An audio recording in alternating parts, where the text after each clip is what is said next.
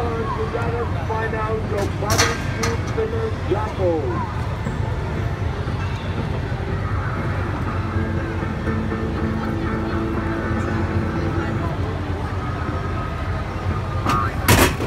Okay, as hard as you can, go.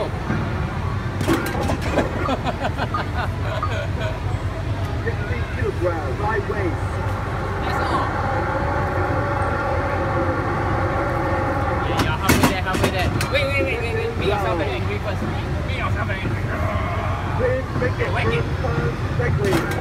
Okay, now I think you do a bit better. 60 kilograms, right waist. Okay, that's it.